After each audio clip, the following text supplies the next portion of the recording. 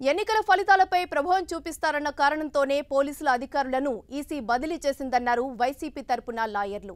ఎన్నికల్లో అక్రమాలను పోలీసులే ప్రోత్సహిస్తున్నారని ఆరోపించిన న్యాయవాదులు డీజీపీపై చర్యలు తీసుకోవాల్సి ఉందని అన్నారు. ఇక ఈసీ ఆదేశాలను సవాల్ చేసిన ప్రభుత్వానికి హైకోర్టు చెంపపెట్టు లాంటి తీర్పుతో సమాధానమిచ్చిందని చెబుతున్నారు. ఇక దీనిపై మరిన్ని వివరాలను విజయవాడ నుంచి మా ప్రతినిధి నరసింహారావు అందిస్తారు. రాష్ట్ర ప్రభుత్వానికి హైకోర్టులో చిక్కెదురైంది. ఈసీ జారీ చేసినటువంటి నిబంధనలను ఏపీ ప్రభుత్వం హైకోర్టులో అప్పీల్ చేయడం జరిగింది. దీనికి సంబంధించి హైకోర్టులో రాష్ట్ర ప్రభుత్వానికి వ్యతిరేకంగా తీర్పు రావడం జరిగింది. ప్రస్తుతం ఇదే విషయానికి సంబంధించి మనతో సుధాకర్ రెడ్డి గారు సార్ చెప్పండి. అయితే హైకోర్టు ఏదైతే ముగ్గురు అధికారులు ఉన్నారో వాళ్ళని బదిలీ చేస్తూ కూడా మొత్తం చేయడం జరిగింది. ఏం చెప్తుంది ఇప్పుడు తీర్పు?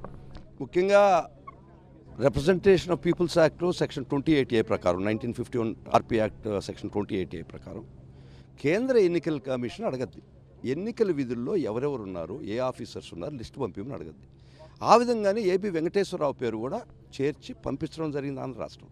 దాన్ని అనుసరించి వారి యొక్క హక్కులను ఉపయోగించుకొని కేంద్ర ఎన్నికల సంఘం వైఎస్ఆర్ కాంగ్రెస్ పార్టీ ఫిర్యాదులు ఇచ్చినాయి. దాని తర్వాత స్వతంత్రంగా వాళ్ళు కూడా దర్యాప్తు చేసుకున్నారు.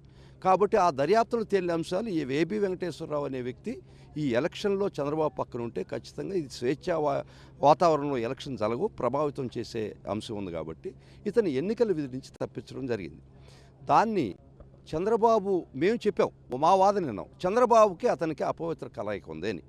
ఆ అపవిత్ర కలయిక ఉందని వారు జీవోలు ఇచ్చి రద్దు చేసి మళ్ళీ కోర్టుకు వచ్చి వెంకటేశ్వరరావు అనే వ్యక్తి తొలగించడానికి లేదు అన్నారంటే దీన్ని బట్టి అర్థమవుతుంది వెంకటేశ్వరరావు ఈ ఎన్నికల విధుల్లో ఉంటే చంద్రబాబుకి ఏ మోతాదులో, ఏ రేంజ్లో, ఏ స్థాయిలో ఉపయోగపడాలని కుట్ర జరిగిందో దీన్ని బట్టి అర్థమవుతుంది.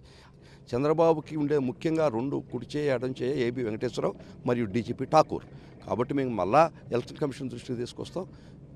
ఈ డీజీపీ కూడా తొలగించకపోతే చాలా కష్టం అవుతుంది. ఇప్పుడు హైకోర్టు ఇచ్చిన తీర్పు ద్వారా ఏదైతే ఇప్పుడు ఐ వెంకటేశ్వరరావు కూడా తొలగించే అవకాశం ఉందా?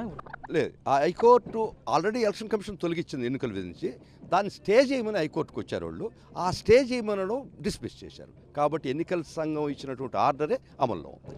అయితే నెక్స్ట్ ఎట్లా ఉండబోతుంది మొత్తం? అంటే గతంలో కూడా జరిగిన పరిణామాలు ఇప్పుడు ప్రస్తుతం జరుగుతుంది, ఎట్లా చూడబోతుంది?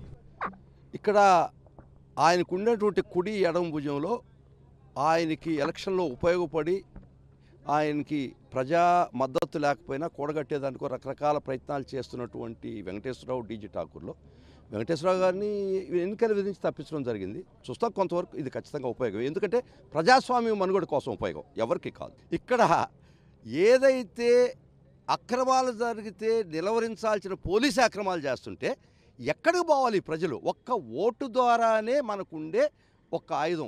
హైకోర్టు జారీ చేసినటువంటి తీర్పు రాష్ట్ర ప్రభుత్వానికి ఒక చెంపపెట్టు లాంటిదని కూడా చెప్పడం జరుగుతుంది. లోపల ఏదైతే వాదోపవాదాలు కూడా బలంగానే జరిగాయని చెప్పొచ్చు. ఏదైతే ఈసీ జారీ చేసిన దాన్ని సవాల్ చేస్తూ కూడా రాష్ట్ర ప్రభుత్వం వేయడం జరిగింది. రాష్ట్ర ప్రభుత్వం పిటిషన్ ఈసీ వ్యవహారాల్లో తాము ఎట్టి పరిస్థితుల్లో జోక్యం చేసుకోమంటూ హైకోర్టు చెప్పిన నేపథ్యంలో తాము ఒక విధంగా విజయం సాధించినట్టు కూడా వైసీపీ లాయర్లు చెప్తున్నారు. 8% సీనుతో నరసింహారెడ్డి టీవీ విజయవాడ.